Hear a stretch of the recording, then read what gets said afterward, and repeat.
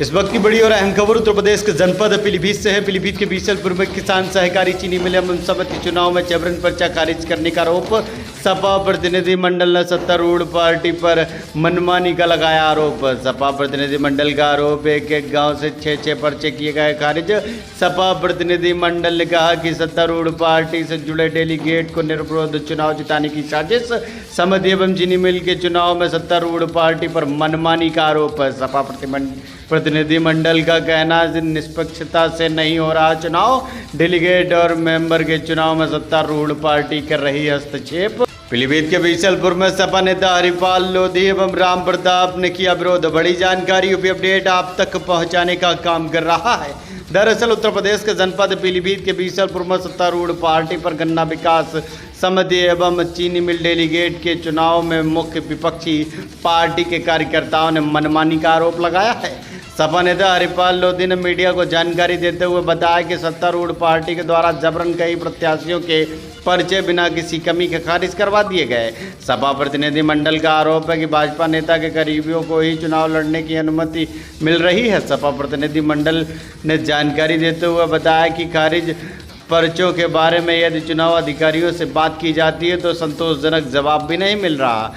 आप बात निष्पक्षता की अगर की जाए तो चुनाव निष्पक्षता से नहीं कराया जा रहा। सपा प्रतिनिधि मंडल के बयान सामने आने के बाद जिले की सियासत में हलचल तेज हो गई है। क्या नाम है आपका? हरिपाल सिंह लोधी, नेता समाजवादी पार्टी।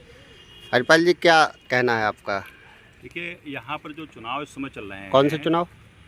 सोसाइटी के और गन्ना समिति के, गन्ना फैक्ट्री चीनी मिल के। इन चुनाव में कल सोसाइटी का नाम वापसी का दिन था और आज जो है चीनी मिल का वापसी का है जी। वैध और अवैध मतों की जांच के उपरांत जो लिस्ट लगाई गई है जी, उस लिस्ट में तमाम ऐसे नाम हैं जी, जो कि निर्वाचन क्षेत्र से बाहर के रहने वाले हैं जी। जैसे कि एक मैंने नाम नवदिया रामपुर अमृत में देखा है, फतेहगंज पूर्वी के रहने वाले हैं और यहाँ उनका नाम पर्चा वैध घोषित किया गया है जी। ऐसे बहुत सारे लोग जिनको पूरा जीवन हो गया है गन्ना और सोसाइटी का चुनाव लड़ते हुए और सदैव वो निर्वाचित होते, यहाँ तक कि डायरेक्टर के पद पर भी निर्वाचित हो चुके हैं, उसके बावजूद उन लोगों का पर्चा खारिज किया गया है। एक नाम मैं आपको बताना चाहूँगा, नौगमा संतोष के संजीव कुमार जी, जिनका एक बेटा IAS है और पुत्रवधू IPS है, उनका पर्चा खारिज होना, ये लोकतंत्र की हत्या है।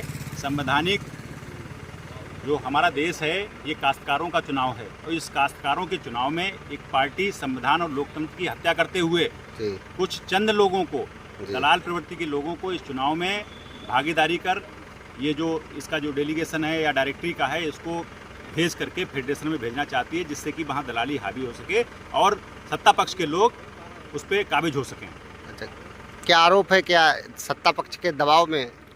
देखिए, काश्तकारों का चुनाव है और इसमें पार्टियों को बहुत ज़्यादा भागीदारी नहीं करनी चाहिए, क्योंकि काश्तकारों के साथ नाइंसाफ़ी हो रही है, उनके अधिकारों का हनन किया जा रहा है। इसलिए हम लोग यहाँ पर मजबूती से सभी काश्तकारों के साथ खड़े हैं। सभी का अधिकार है चुनाव लड़ना।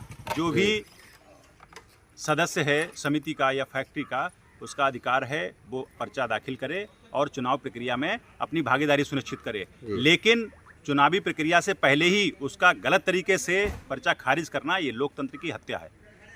अच्छा, ठीक। आपका लगभग एक गांव से कितने पर्चे खारिज हुए हैं आपके अंदाज से? बहुत सारे गांव हैं जहां 6 पर्चे अगर दाखिल हुए हैं और 2 लोगों को उनको डेलीगेशन भेजना है तो 4 पर्चे खारिज कर दिए गए हैं, लेकिन कोई भी व्यक्ति ये बताने को तैयार नहीं कि पर्चे आखिर किस आधार पर खारिज किए गए हैं, क्योंकि पारदर्शिता होनी चाहिए। अगर किसी को कोई समस्या है तो उसको पर्चा दिखाया जाए, लेकिन कोई भी किसी भी तरीके, जैसे कि मैं अभी यारो साहब से मैंने निवेदन किया, वहाँ पे जो भी लोग बैठे हुए थे तो उन्होंने सीधे साफ मिलने से मना कर दिया। जब हम लोगों से मिलने से उनको गुरेज है तो आम पब्लिक से कैसे मिल पाएंगे और कैसे वो लोग अपनी बातों को रख पाएंगे।